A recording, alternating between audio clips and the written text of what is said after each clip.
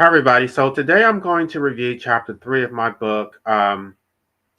Unfortunately, I'm a little bit nasally because I'm congested, so I hope it's not too annoying, but I'm going to try to get through this just because I don't want to get behind. I did say that I was going to review chapter 3 this weekend, and I need to get through it this weekend so I don't get behind and not be on chapter 4 by next weekend. So with that being said, I know there's not anybody here yet, but I'm going to go ahead and get started. Let me go to the other screen.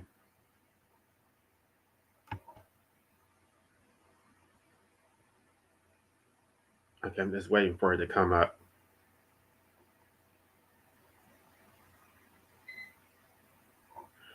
All right, chapter 3, the secondary breach, the master state as enforcer and profiteer. Chapter 1, prove through the disposal right test that the state owns your life by interfering with your right to an autonomous disposal. Chapter 3, identify your parents as the primary enslavers who imposed existence without your consent, benefited from that imposition, and therefore incurred the MDLE, uh, more debt for life enslavement. But parents cannot maintain this enslavement without state violence. The state commits a secondary breach by enforcing life slavery while extracting value from your involuntary existence.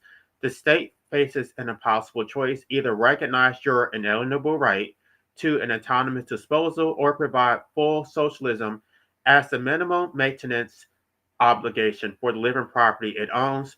The master state cannot claim ownership authority over your life without disclaiming the maintenance obligations that even slave codes require.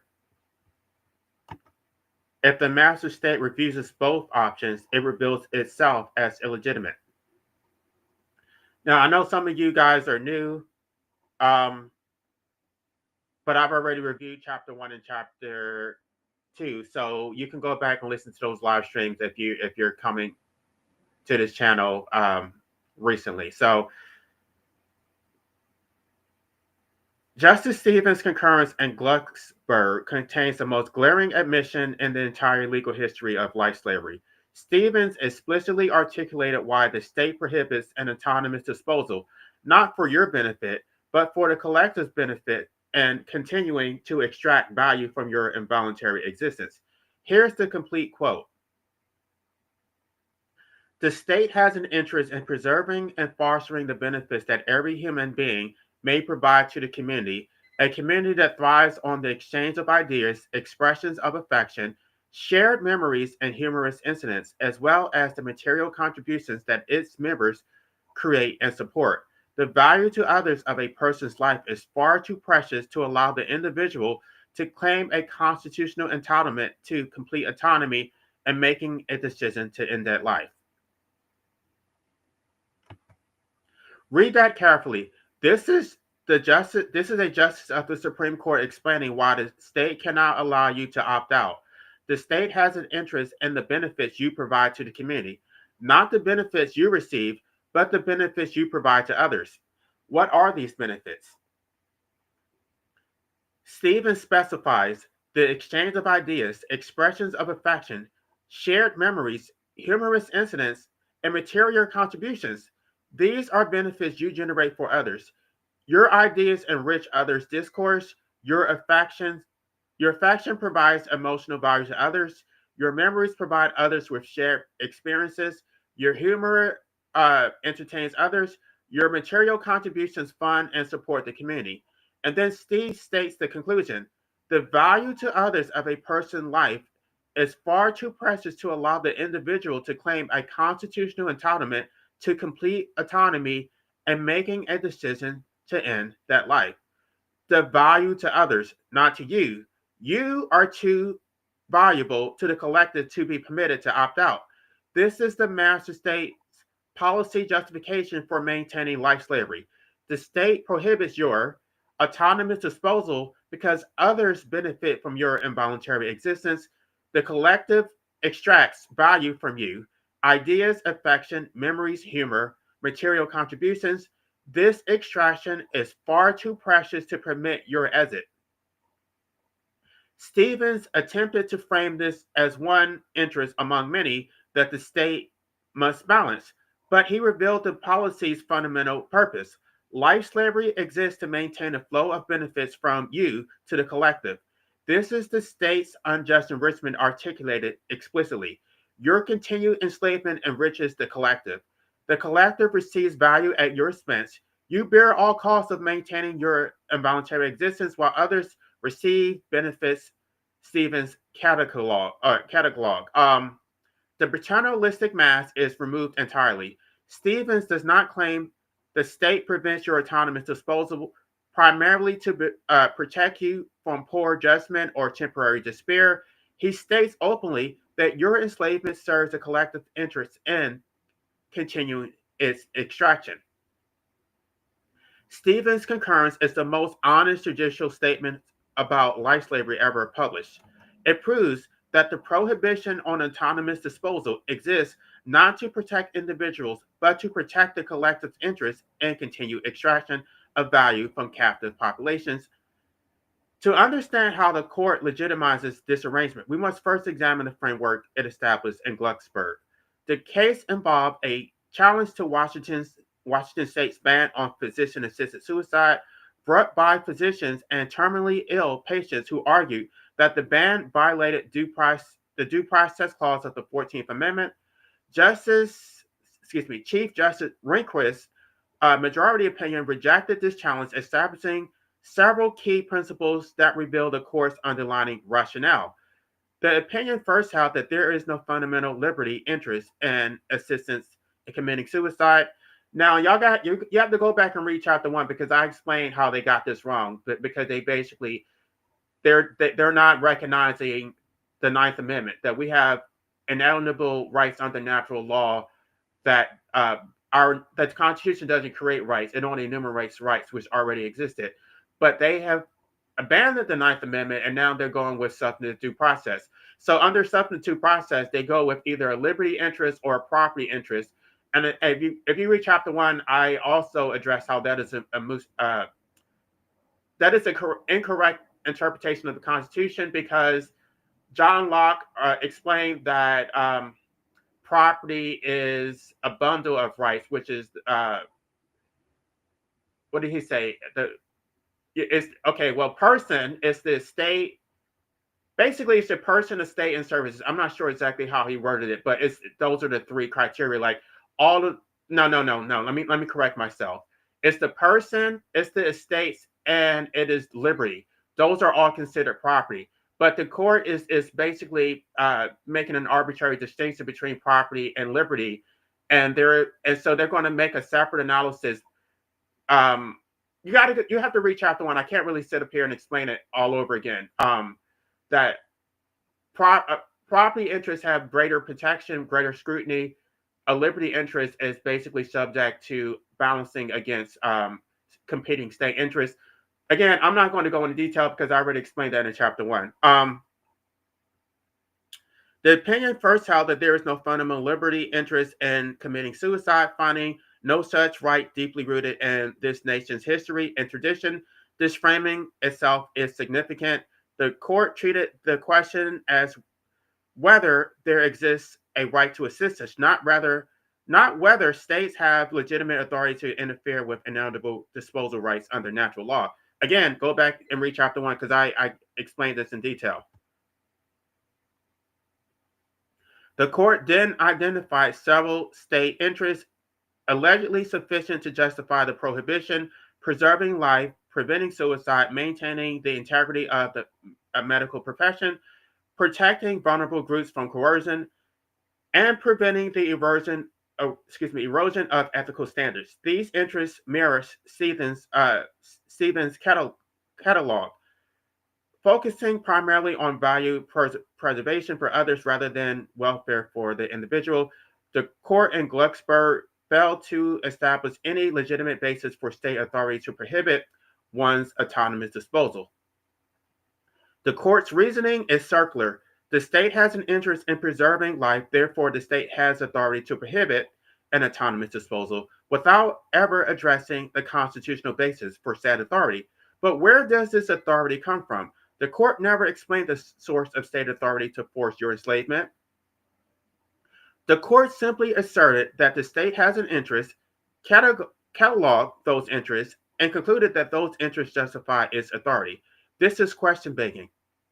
The entire inquiry should be what gives the state authority to override your autonomy to serve collective interests? The state never addressed this question. A state interest is not the same as legitimate state authority. The state may have an interest in many things, extracting more taxes, constricting more soldiers, and preventing dissent. But interest alone does not create authority. The mafia has an interest in collecting protection money, but this interest does not legitimize the mafia's authority to do so. Slave owners had an interest in preventing escape, but this interest did not legitimate their authority to enslave. Interest describes what a party wants, authority describes what a party may rightfully do. The court conflated these concepts, treating the state's desire to extract value as if that desire itself creates authority to do so. The proper question is not, does the state have an interest in preventing one's autonomous disposal, but rather, does the state have legitimate authority to prohibit one's autonomous disposal? These are fundamentally different inquiries. The first asks what the state wants, the second asks what the state may rightfully do. The court answered the first question and treated it as if it resolved the second.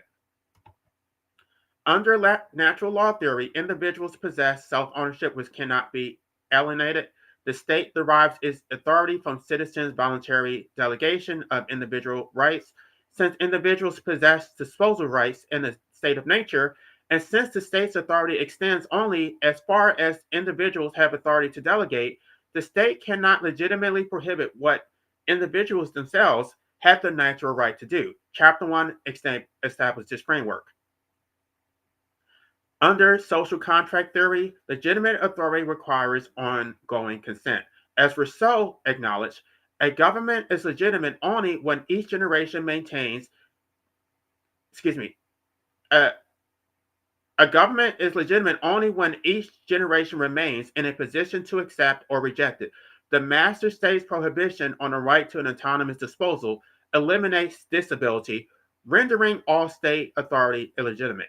The court failed to address this fundamental problem. How can a state claim legitimate authority over those who are prohibited from withdrawing consent? The court's failure to establish legitimate authority reveals the truth. The state exercises power, not authority. The state prohibits one's autonomous disposal because it can, because it possesses a monopoly on the use of physical force and deploys that violence whenever it wants. This is not legitimate governance. This is enslavement through brute force. The court in Glucksburg distinguished refusing unwanted medical treatment, which is constitutionally protected, from seeking assistance in dying, which is not constitutionally protected. The distinction is logically incoherent when applied to existence imposed without consent. The court held that refusing treatment is protected because it has deep roots in common law battery principles. No right is held more sacred or is more fundamentally guarded by the common law than the right of every individual to the possession and control of his own person, free from all restraint or interference of others, unless by clear and unquestionable authoritative law. But the court distinguished assistance in dying from arguing that it requires another person's affirmative assistance in causing death, whereas refusing treatment merely allows natural death to occur. The court reasoned that common law has always prohibited assisted suicide, therefore the right to medical assistance in dying lacks the historical foundation that refusal of medical treatment possesses. This distinction fails because it ignores the original battery, the imposition of existence itself. Your parents violated your bodily autonomy by bringing you to existence without your consent. This is the original battery from which all subsequent harms flow. Battery principles establish that every person possesses the right to autonomous control over their own person, free from restraint or compulsion by others. When your parents procreated, they created a person and subjected that person to existence without the person's consent. This is the original violation of bodily autonomy. It precedes and underlies all subsequent questions about treatment and assistance. The state compounds this original battery by forcing your continuation. When you seek assistance in dying, you seek remedy for your parents' original violation of bodily autonomy. You seek to undo the imposition of existence that occurred without your consent. The state that prohibits this remedy participates in an ongoing battery. It maintains the violation of bodily autonomy that your parents initiated. The court's distinction between refusing treatment and seeking assistance fails because both involve the same fundamental right, the right to an autonomous disposal over one's person.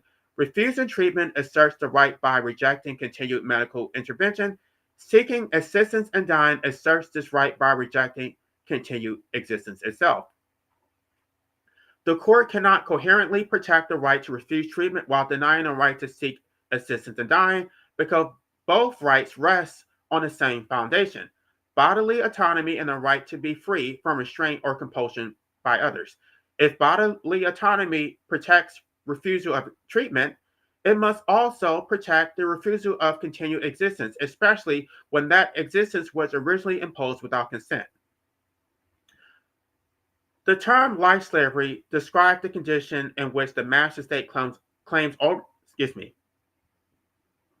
The term life slavery describes the condition in which the master state claims ownership over your life while extracting value from your involuntary existence, analogous to but distinct from chattel slavery. The concept parallels wage slavery, a term developed by labor movements and abolitionists to describe the condition in which workers, though nominally free, must sell their labor to survive under conditions that negate meaningful autonomy. A wage slave is a person who works for a wage, especially with total and immediate,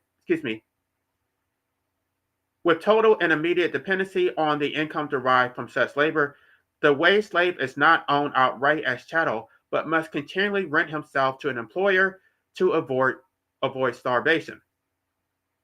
As labor historians have documented, 19th century workers advocated, I'm just getting all over the place. Let me start over. As labor historians have documented, 19th century worker advocates and abolitionists recognize that formal freedom means little when economic necessity compels participation in exploitative arrangements. The slave is sold once and for all. The proletarian must sell himself daily and hourly. The individual slave, property of one master, is assured of an existence, however miserable it may be, by the self-interest of the master. The individual proletarian, property, as it were, of the entire bourgeois class, which buys his labor only when some has need of it, has no secure existence. Life slavery operates through a similar but more fundamental framework. Where the wage slave must sell his labor to survive, the life slave must maintain his involuntary existence to provide value to a collective. The state does not own you as chattel. It does not purchase you outright or hold title to your person. Instead, the state claims a more insidious claim of ownership, authority over your disposal rights. You are prevented from opting out. You are prevented from terminating the arrangement. You are forced to continue your involuntary existence. You must maintain that existence through your own labor, all while generating benefits that flow to others. The analogy is precise. And sorry, y'all, I told y'all the bullet points are not lined up. It was lined up when I wrote it. The analogy is precise. Chattel slavery: the master owns you outright, holds title to your person, and has the duty to maintain you as property. Wage slavery: the employer effectively rents your labor under conditions of economic coercion, benefiting from your work without formal ownership. Life slavery: the state claims authority over your existence through interference with disposal rights, extracts value from your forced continuation, but disclaims maintenance obligations. Life slavery is structurally analogous to wage slavery, but operates on a more fundamental level.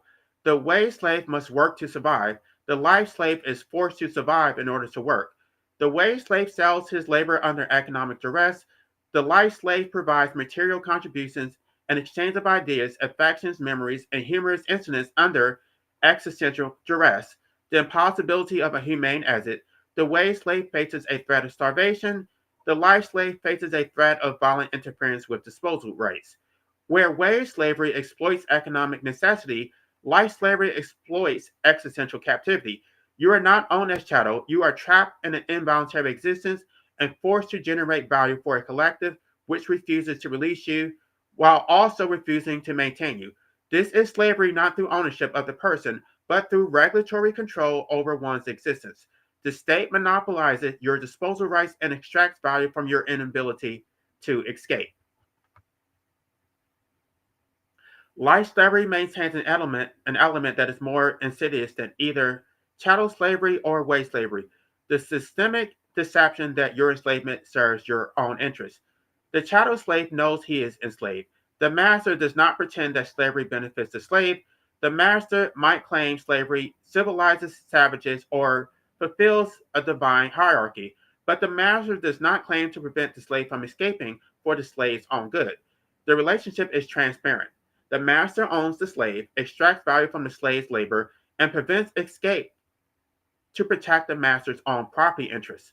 The slave understands that he serves the master's interests, not his own. The wage slave, though subjected to economic coercion, likewise understands the basic structure of the arrangement. The employer does not claim to force employment for the worker's benefit. The employer offers wages, the worker, facing the alternative of starvation, accepts. The exploitation operates through economic necessity, not through the pretense that forced labor serves the laborer. As 19th century labor advocates recognized, the wage system is exploitative precisely because workers must sell their labor to survive, not because anyone pretends this arrangement benefits workers more than employers. Life slavery, by contrast, operates through paternalistic mystification. The state does not typically admit that it forces your continuation primarily to extract value for the collective. Instead, the state wraps extraction in a paternalistic justification, claiming to prevent your autonomous disposal for two simultaneous purposes: to maintain the flow of benefits to society and to save you from your own irrationality, depression, or temporary despair.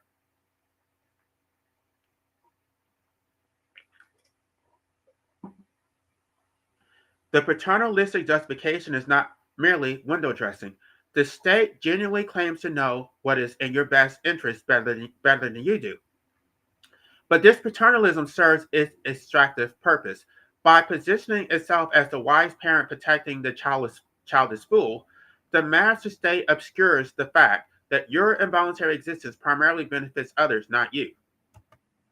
When the court in Glucksburg cataloged the state's interest, and it emphasized protecting you from your own incompetence, preventing suicide among the depressed, protecting vulnerable groups from coercion, ensuring you don't make irreversible decisions you might later regret.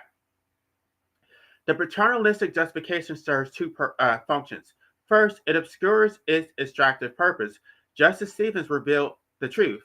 The state forces your continuation because others benefit from your participation, but the court's majority holding emphasized protection of your interests, not society's interests, in extracting value from you. Second, paternalism disarms resistance. If the state openly admitted that it forces your continuation to extract value for others, you would recognize yourself as enslaved and respond accordingly. But when the state claims to act for your own good, resistance becomes conflated with self harm. The state transforms its extraction into your protection, its ownership into your benefit. This makes life slavery psychologically tolerable in a way that chattel slavery never was. You are trained to see your enslavement as care rather than exploitation. This paternalistic deception is life slavery's most insidious feature. It operates not merely through violence, though violence backs every prohibition, but through ideological mystification that obscures its recognition as enslavement.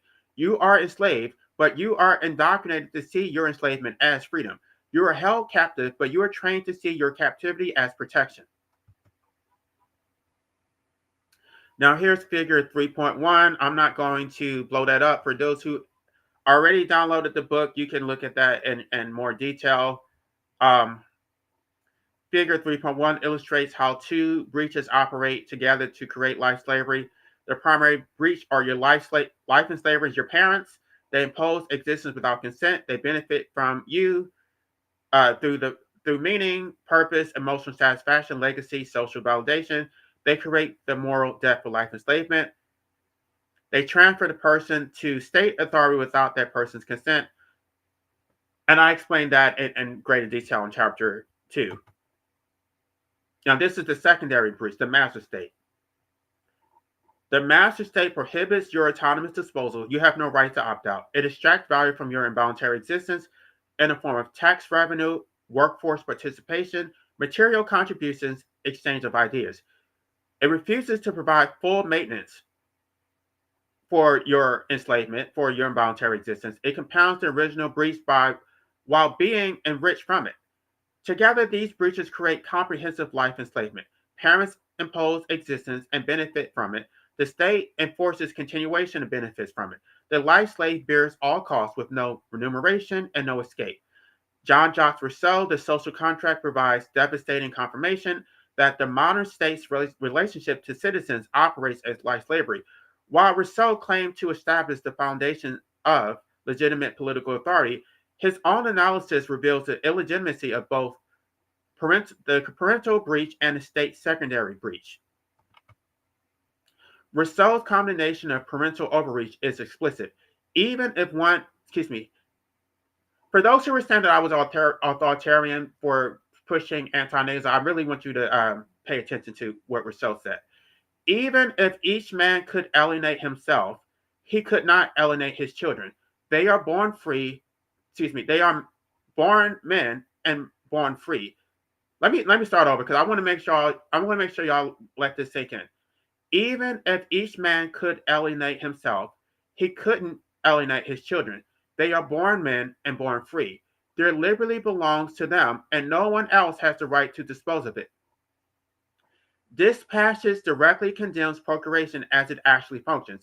Even if we accepted that adults could somehow alienate their own liberty, which Rousseau doubted, parents absolutely cannot alienate their children's liberty. Children are born men and born free. They possess natural liberty from birth. Yet this is precisely what procreation does. Parents dispose of their children's liberty and give it to the state. They create a person without the person's consent and deliver that person into state authority without the person's consent. They bind their children to existence, to state authority, to comprehensive legal obligations, all without obtaining the children's consent. This is exactly the illegitimate alienation of children's liberty that Rousseau explicitly condemned. As Rousseau declared, no one else has the right to dispose of it. Your liberty belongs to you from birth. Your parents dispose of it anyway by imposing existence without your consent. Rousseau acknowledges limited parental authority. Parents may lay down conditions for their preservation and well-being, while children are too young to decide for themselves. But this guardianship authority is temporary and constrained. It extends only to preservation, not to an irrevocable and unconditional gift of the child's liberty to the state. Parents who impose existence commit precisely this forbidden act. They make an irrevocable gift of you to the state, binding you to state authority without your consent, without providing you any mechanism of escape. Rousseau's conclusion is devastating to the legitimacy of state authority. And an arbitrary government cannot be legitimate unless in every generation the populace was the master of who was in a position to accept or reject it. To be legitimate, government must offer each person the ability to accept or reject subjection to its authority. Without this ability, government is arbitrary, that is, based on naked violence rather than legitimate authority. The master state denies you the ability to reject this authority and prevents you from opting out of existence. You are not allowed to withdraw from state authority over your person. By Rousseau's own standard, the standard of the social contract tradition, this renders all state authority arbitrary and illegitimate. Rousseau understood that legitimate authority requires consent that may be withdrawn. Parents have no authority to bind you permanently because such a gift is contrary to the ends of nature and exceeds the rights of paternity. The state cannot rule you permanently without ongoing consent because that would make government arbitrary. Yet the arrangement violates both principles. Your parents made an irrevocable and unconditional gift of you by imposing existence without your consent and without ensuring your ability to opt out, a gift that exceeds the rights of paternity. The state exercises arbitrary authority by denying you the ability to accept or reject your subjection to its rule, violating the condition that makes government legitimate. The unjust enrichment follows necessarily. The state extracts values from people who were given to it without their consent and who are denied the ability to withdraw that consent. This is not legitimate government deriving authority from the consent of the government. This is arbitrary power extracting value from captive populations, precisely what Rousseau condemned as illegitimate. Yet Rousseau himself reveals how thoroughly the social contract framework denies genuine disposal rights. After establishing that each generation must be in a position to accept or reject government authority, Rousseau declares elsewhere in the social contract that whoever refuses to obey the general will must be forced to be free. One reading this ominous phrase means that society has a duty to execute those who reject the social contract, to free them from existence by terminating their lives as punishment for disobedience.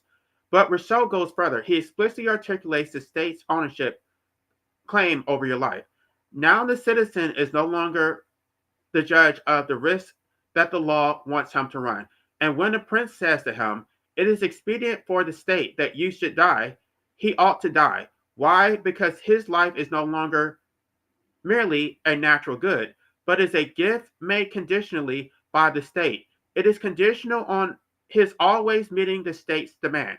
It's only on that condition that he's been living in security up to the present. This passage reveals the complete enslavement structure. Your life is not naturally yours.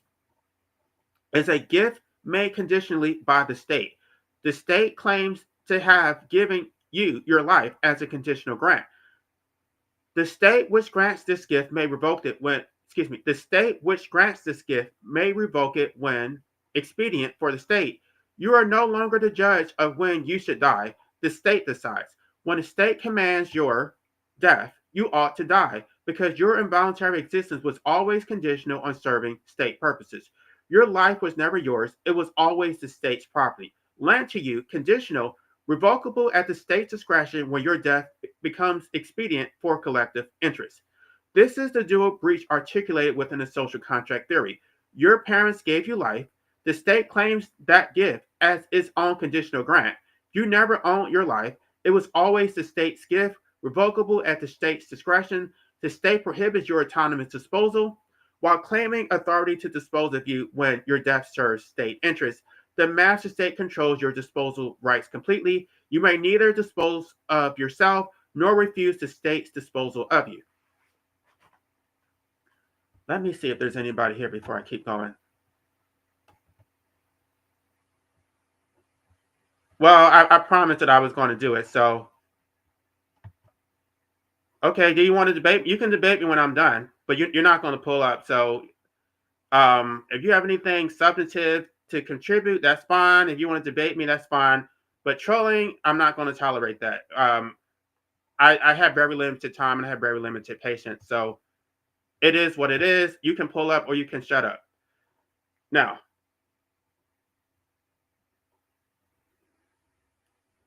the absurdity of death, the absurdity of death as a deterrent. You know what? Let me stop. Because I'm pretty sure I know who this is. I'm pretty sure I know who this is. This is the person who just got read for filth. You're not going to derail my live stream. You got read for filth. It is what it is. You know what? I'm not tolerating this shit. You got read for filth, and I've already blocked you, so I'm not sure why you're still trolling my channel. You're not permitted here. Get out. But execution as a form of punishment reveals a fatal flaw in state control. The threat of death cannot constrain someone who seeks death. What possible deterrent is execution of someone who already wants to die? The state prohibits one's peaceful autonomous disposal through medically assisted death. But if you commit a capital crime, the state may execute you, giving you exactly what you wanted, death. The state's ultimate The state's ultimate punishment becomes your desired outcome. The state's greatest threat becomes your solution. Consider the perversity. The state forces your continuation through violence. The state forcibly confines you if you express a desire to opt out. The state prosecutes anyone who assists you, but if you refuse to obey, if you commit crimes serious enough, the state may execute you, providing the very as it prohibits you from accessing peacefully. The state denies you the dignified death of medical assistance, but offers you the violent death of execution as punishment for disobedience. The state creates a perverse incentive. Remain a law abiding citizen, and the state will force you to continue your involuntary existence indefinitely against your will. Commit a capital crime, and the state will grant you what it otherwise prohibits death through execution. This is not about preserving life. This is about control. The state wants the final say in who gets to live and who gets to die. The state does not object to your death as such. The state executes people routinely. What the state objects to is your autonomous decision to die. The state insists that it, not you, must make the determination of when your life ends. If the state's interests were generally in preserving life, the state would not execute anyone. But the state maintains the death penalty while prohibiting assisted death. This reveals the truth. The state does not value your life. The state values its control over your life. The state will end your life when it determines your death serves state purposes. The state will force your continuation when it determines your continuation serves state interests, but the state will never permit you to make the decision autonomously. The law-abiding citizen who wishes to die faces an impossible situation.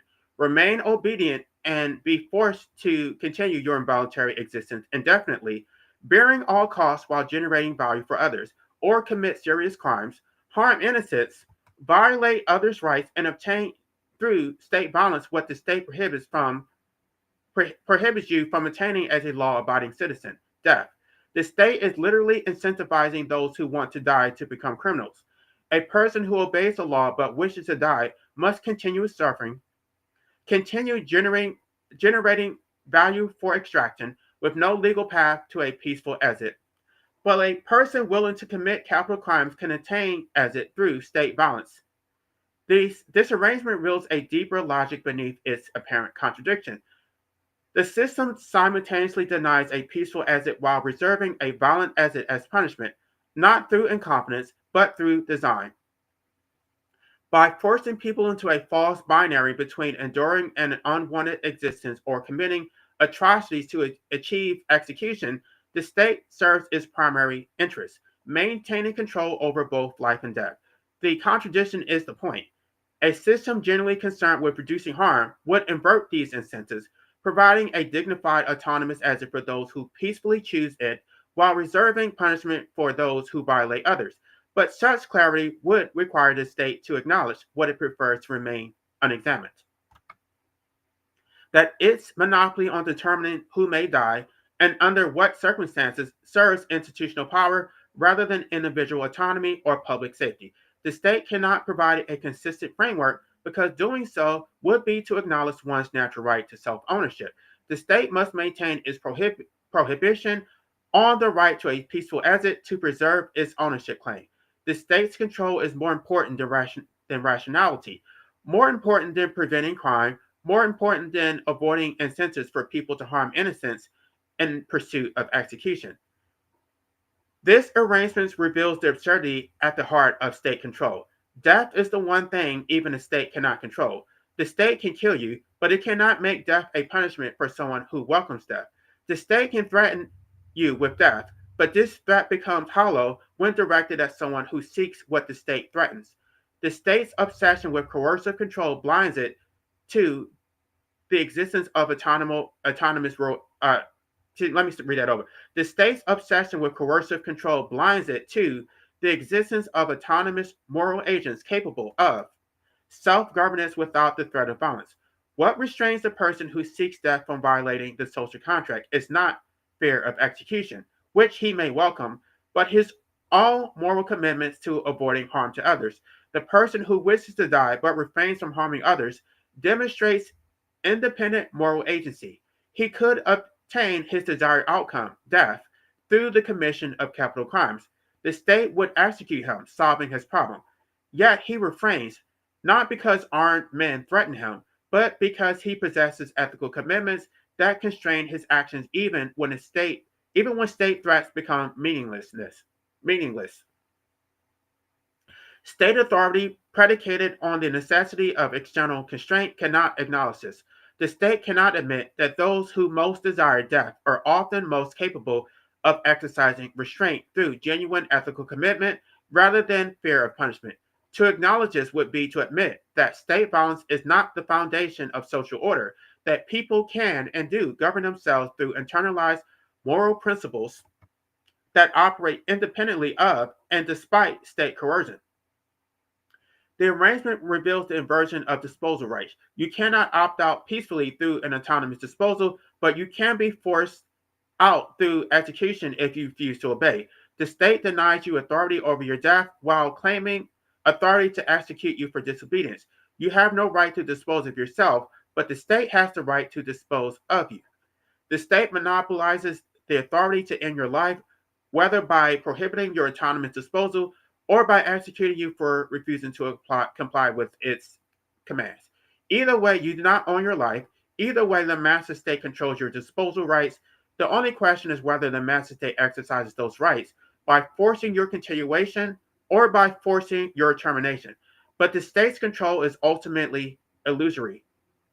Death remains beyond state authority. The state can terminate your life, but it cannot make you fear death if you do not fear it. The state can prohibit your autonomous disposal, but it cannot make your involuntary existence tolerable. The state can threaten execution, but it cannot make this threat meaningful to someone who seeks death.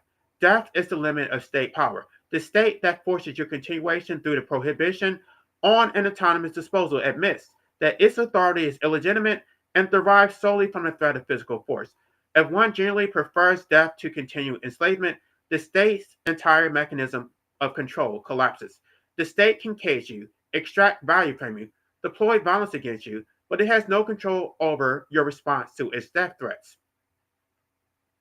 And once you no longer fear death, every state threat becomes hollow.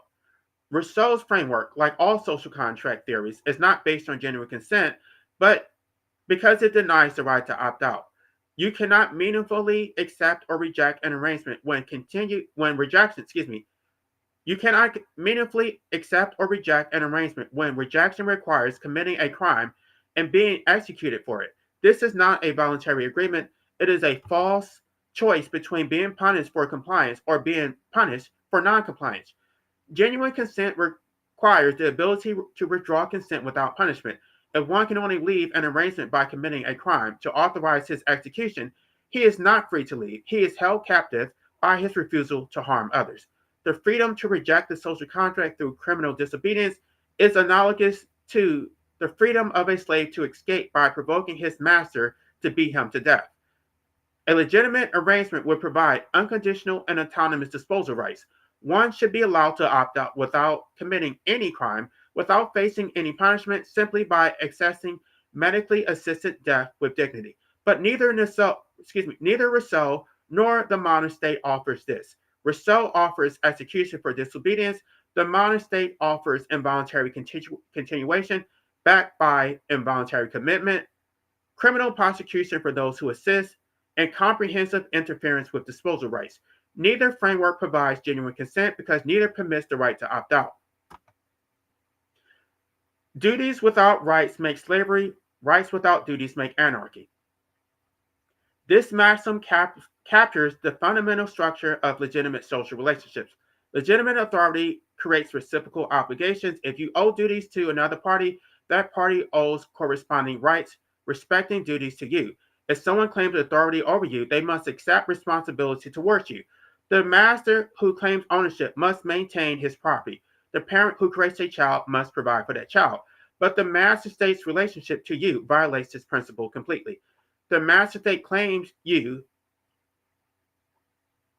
owe comprehensive duties, obedience to law, payment of taxes, performance of jury service, submission to state authority over every aspect of your existence. Yet the master state disclaims any corresponding responsibilities towards you.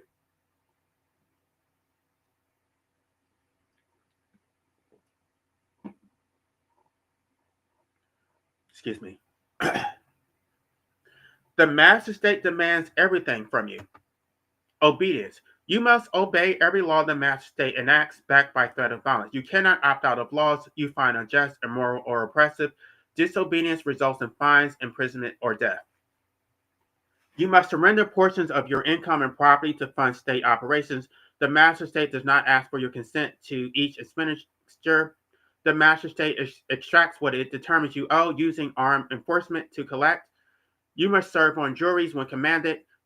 You must register for selective service. In some jurisdictions, you must assist law enforcement when directed to do so. Your labor belongs to the state when the master state demands it. You must submit to state authority over your body, prohibiting the prohibition on disposal rights. Um, I didn't even include abortion rights, that they completely regulate a woman's bodily autonomy.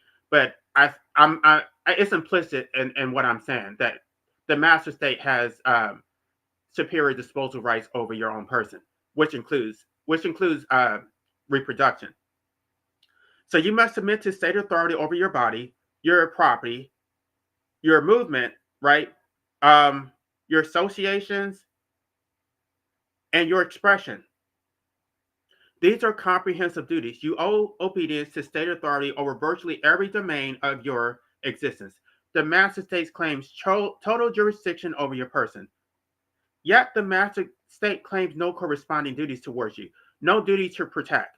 Despite claiming a monopoly on the use of physical force, the master state has no constitutional duty to protect you from violence by others. The Deshaney versus Winnebago County held that the state has no affirmative duty to protect citizens from private violence. You must obey the master state's prohibition on self-harm, but the master state need not protect you when others harm you.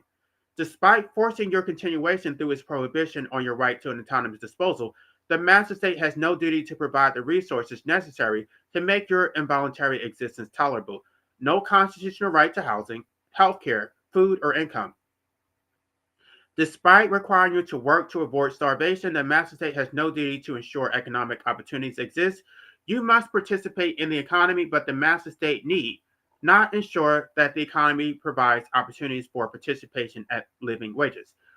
Despite extracting value from your forced participation, taxes, labor, material contributions, exchange of ideas, the master state has no duty to remunerate you beyond what the market provides. Which the market structures. I'm not sure which chapter I talk about the difference between. That's chapter 7. That's chapter 7 where I talk about the difference between a free market and a freed market. The libertarians believe in a free market. Anarchists believe in a freed market. When I get to chapter 7, I'll explain that in greater detail. Despite your continued existence being imposed without your initial consent and maintained through the prohibition on opting out, the master state has no duty to honor your withdrawal of consent through recognition of disposal rights. The master state claims comprehensive rights over you, the right to tax you, to regulate you, to prohibit your autonomous disposal, to extract value from your forced participation, while effectively disclaiming all duties towards you. This is not legitimate authority. This is anarchy from the top down, the powerful party claiming rights without accepting corresponding duties. In legitimate relationships, rights and duties are reciprocal. Parents have rights over their minor children, but they also owe duties of care. Masters have rights over property, but masters owe duties of maintenance. Citizens are supposed to have rights against the state, and the state is supposed to owe duties to protect those rights. But the master state inverts this structure. The master state claims you owe duties without enjoying meaningful corresponding rights. The master state claims it possesses rights over you without owing corresponding duties towards you. This is the definition of slavery. Comprehensive duties imposed on you, zero responsibilities accepted by the party claiming authority.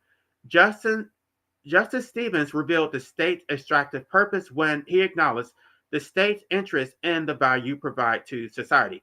You owe a duty to continue existing, to maintain that existence through your own labor, and to provide contributions to society. The master state owes you nothing. If you become homeless, the master state permits your suffering. If you go hungry, the master state permits your starvation. If you cannot afford medical care, the master state permits your deterioration. Yet the master state continues extracting taxes, continues prohibiting an autonomous disposal, and continues claiming authority to force your continued participation. The state disclaimer of responsibility violates principles recognized even within systems of chattel slavery. Aristotle observed that slaves are living possessions and instruments for action. Because the slave's labor generates value for the master must preserve the slave's captivity to perform labor by providing sustenance. This is not benevolence. This is a rational property management. Excuse me. It is rational property management. Property that produces value must be maintained or it ceases producing value. American slave codes, despite their primary purpose of control and domination, nevertheless recognize that masters own maintenance obligations to their human property.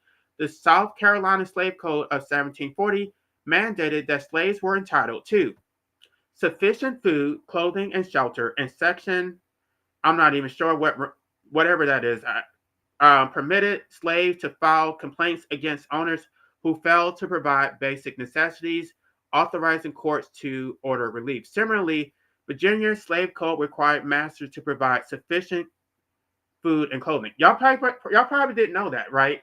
Y'all probably didn't know that masters actually owe duties to protect and provide for their slaves, because it's basically a waste of property. Y'all can go back and look that up. I have my footnotes at the end of the book for those who have already downloaded it. These codes did not arise from humanitarian concern. They arose from the recognition that living property must be maintained to preserve its productive capacity. A starving, ill-clothed, sick slave cannot work effectively. Masters who fail to maintain their property destroy their investment. The codes compel minimum maintenance to prevent this economic waste. If the state owns your life, as Chapter 1 established through the disposal rights test, then the state owns living property. You are, in the state's framework, an instrument whose continued existence generates value for the collective. Justice Stevens articulated this explicitly. The state prevents your autonomous disposal because your existence provides value to society, your labor, your taxes, your material contributions, your exchange of ideas. The state claims a master's authority to prevent disposal. As such, the state cannot disclaim a master's obligation to provide maintenance. Even the logic of slavery, even the actual legal codes that govern chattel slavery in America, recognize that masters must preserve the property from which they extract value. You should not have to pay for your own enslavement. The master state must either accept its duty, provide comprehensive socialism as a minimum maintenance obligation for property it owns, or relinquish its claimed rights by recognizing your autonomous disposal rights.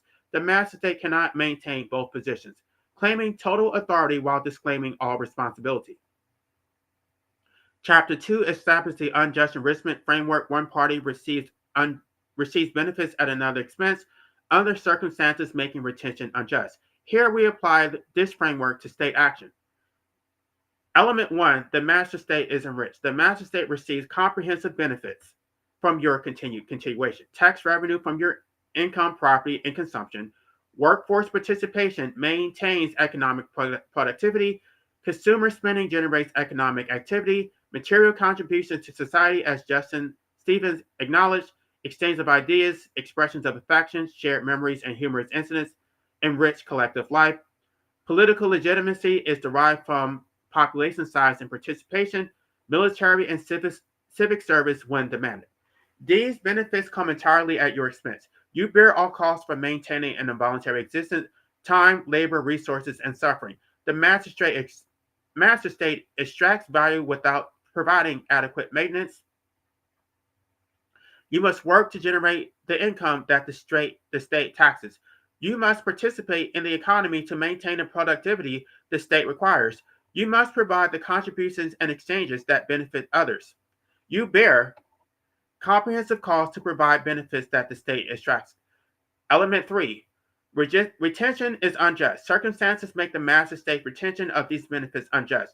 Lack of consent. You never agreed to provide these benefits. The master state forces your continuation regardless of your consent. Prohibition on exit. You cannot withdraw from this arrangement. The master state prohibits your autonomous disposal, ensuring you remain subject to extraction whether you consent to or not. Absence of remuneration. The master state provides no adequate provision for the benefit it extracts and refuses to fulfill its comprehensive maintenance obligations. Violation of natural rights. The master state violates your natural rights to self-ownership by interfering with your disposal rights. The master state violates consent requirements for legitimate authority under the social contract theory. Legitimate authority requires the ongoing ability to accept or reject subjection to government authority. The prohibition on autonomous disposal eliminates this ability, rendering state authority wholly arbitrary. Therefore, the master state is enriched at your expense under circumstances that make retention unjust. The master state owes restitution for this unjust enrichment. What life slavery requires. The court's framework in Cruzen and Glucksberg create an impossible situation that logically requires one of two remedies. Remedy one, recognizing your natural right to an autonomous disposal. If the court is serious about bodily autonomy and the right to be free from unwanted restraint, it must recognize a natural right to an autonomous disposal over one's person. This right should permit access to medically assisted death without state-imposed criteria beyond verification of capacity and voluntariness. This remedy follows from the court's own precedent. If bodily autonomy protects the refusal of life-sustaining treatment, it must also protect the refusal of life-sustaining existence. The distinction the court drew in Glucksberg is arbitrary and incoherent. Both the refusal of a treatment and seeking assistance in dying exercise the same fundamental right to control one's own person. Recognizing this right would eliminate the secondary breach. The state would no longer force continuation against your will. You could opt out peacefully through medically assisted means. Remedy two, if the court refuses to recognize protection for your autonomous disposal, if the state maintains the prohibition that forces your continuation, then the state must provide comprehensive material support as the minimal maintenance obligations for the property it owns. Chapter 1 establishes that the state owns your life through the prohibition on your disposal rights. If the state owns your life, the state owns living property, even within systems of chattel slavery. Even the actual legal codes that govern human bondage in America, masters recognize duties to maintain their property. This was not benevolence. This was basic property law. Owners must maintain property that produces value or it ceases to produce value. If the state owns living property that generates benefits through its continued existence, it must maintain that property or forfeit the benefit of ownership. The fundamental principle is simple. You should not have to pay for your own enslavement. The master state forces your continuation. The master state extracts value from your forced participation. The master state claims ownership through the prohibition on disposal. Therefore, the master state must bear the cost of maintaining the property it owns. Full socialism is the minimum maintenance obligation for property that the state owns. If the state owns you, as Chapter 1 proved it does, then the state must maintain you or admit it operates as a parasite, extracting value without accepting the minimal obligations that chattel slavery acknowledged. Full socialism means universal health care, ensuring comprehensive medical care without cost, universal basic income, ensuring adequate resources for a dignified existence, universal housing, ensuring shelter without the threat of homelessness, universal food security, ensuring adequate nutrition without the threat of hunger, universal education without debt, guaranteed employment at living wages for all who can work, comprehensive. I'm sorry, y'all. This is horrible. This was not like this when I wrote it and uploaded it. It got completely misaligned. Comprehensive social support, eliminating economic coercion. These are the basic responsibilities of owning human capital. These two remedies address different breaches. Remedy 1 addresses the secondary breach, state prohibition on autonomous disposal. Remedy 2 addresses the unjust enrichment from extraction during forced continuation. Ideally, the state should implement both remedies, recognize the natural rights to opt out, and provide full socialism for those who choose to maintain their existence. But at a minimum, the state must implement one remedy, The state cannot maintain both positions simultaneously, forcing continuation through the prohibition on autonomous disposal, refusing comprehensive maintenance. This combination, forced continuation without adequate support, is life slavery. The state extracts value from your forced participation while disclaiming an obligation to maintain a property it owns. This is the master state operating as enslaver and profiteer. Chapter 1 establishes that you don't own your life. Chapter 2 identified your parents as the primary enslavers who impose existence without consent. This chapter demonstrated how the state compounds the original breach committed by your parents. The state commits a secondary breach by prohibiting an autonomous disposal, forcing your involuntary existence regardless of consent, extracting value from your forced participation, refusing to provide comprehensive maintenance despite forcing continuation, operating through paternalistic deception that disguises extraction as protection, articulating Justice Stevens that continuation serves a collective benefit. The state must either recognize your natural right to an autonomous disposal or provide full socialism as remuneration. If the state refuses both options, then it reveals itself as illegitimate. The state maintains its voluntary interference with disposal rights while extracting value without adequate remuneration. This is life slavery, comprehensive enslavement through control over disposal rights. Let me see if there's anybody still here.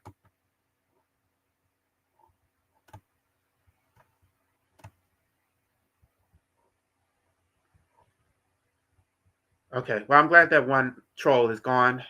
I hope to never hear from you again. If you do not have the right to cease to be, then you do not have the right to existence itself, neither liberty nor property, and never did in the first. Well, that's the reason why John Locke actually called property. There were three subsects of property. It's property in your person, in your estate, and liberty. They're the same right. They're species of the same right. The court has arbitrarily decided to distinguish between liberty and property, but it's the same right.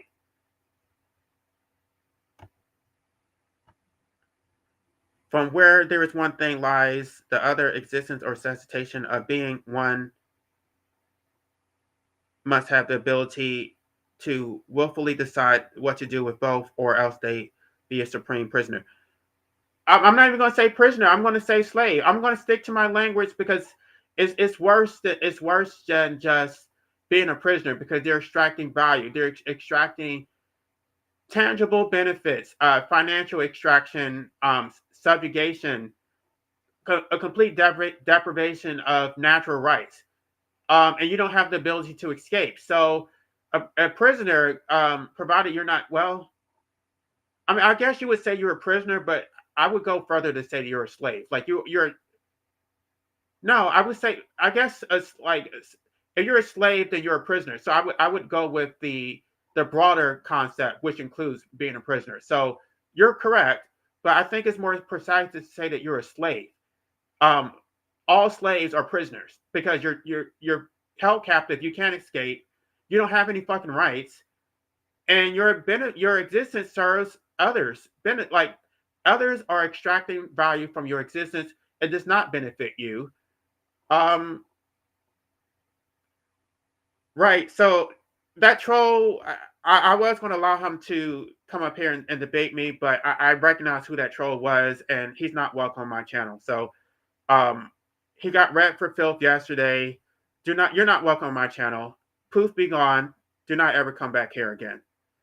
All right, y'all. Y'all have a good rest of your day. I'm going to be reviewing chapter 4 probably next weekend, and so for those who were not able to get the, well, I think that ship has sailed. If you want to read the book, it is available, but I've already made it available for free. So anyone who didn't get it, unfortunately, you're going to have to actually buy it at this point, because I made it available free twice now. So y'all have a good day.